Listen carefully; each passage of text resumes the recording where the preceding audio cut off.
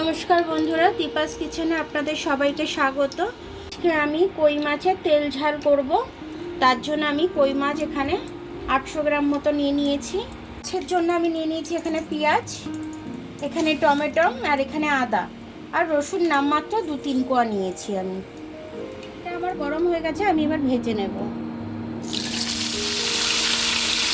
মাছগুলো আমার ভাজা হয়ে গেছে, তুলে নিচ্ছি। ভাজছি না, কারণ এগুলো ঝাল করবো, তেল ঝাল করলে তো বেশি কড়া করে ভাজে না, হালকা করেই ভাজে। আর পেঁয়াজটা বেটে নিচ্ছি, পেস্ট করে নেব। পেঁয়াজ আর আদার পেস্টটা আমি দিয়ে দিচ্ছি। একটু জল দিয়ে দিলাম। এর মধ্যে আমি এটাকে পেস্ট করে নেব।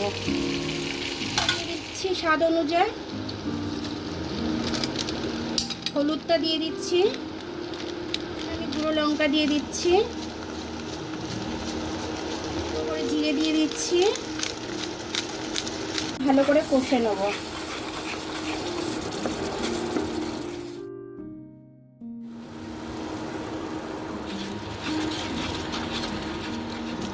কাশ্মীরি লাল লঙ্কাটা আমি একটু দিয়ে দিচ্ছি কালারের জন্য।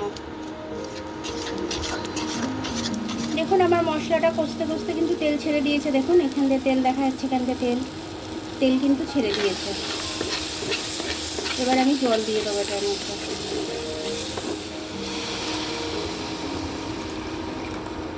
দিয়ে দেবো, ঝোলটা ফুটে গেছে আমার।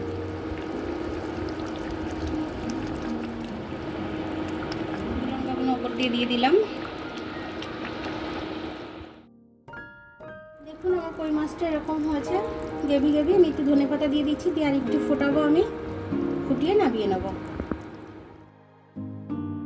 এবার আমি এটাকে নামিয়ে নেব। এটা কই মাছের হয়ে গেল আমার খুব সুন্দরভাবে। খেতে খুব টেস্টি হয়েছে। গরম ভাত দিয়ে, ঝুরঝুরে গরম ভাত দিয়ে খেতে খুব দারুণ লাগবে। এটা দিয়েই এক থালা ভাত খাওয়া হয়ে যাবে। তো আপনারাও এরকমভাবে করে খাবেন, খেয়ে কমেন্টস করে আমাকে জানাবেন যে আপনাদের কেমন লাগলো। তো আমার ভিডিওটা দেখার জন্য অনেক অনেক ধন্যবাদ। আমার ভিডিওটা যদি আপনাদের পছন্দ হয় তাহলে লাইক, সাবস্ক্রাইব, বেল আইকনটা একটু টিপে দেবেন। আর যদি ফেসবুক থেকে দেখেন তাহলে লাইক আর ফলোটা একটু করে দেবেন। আবার কাল দেখা হবে নতুন রেসিপির সাথে। ততক্ষণ আপনারা ভালো থাকবেন, আমি আসছি।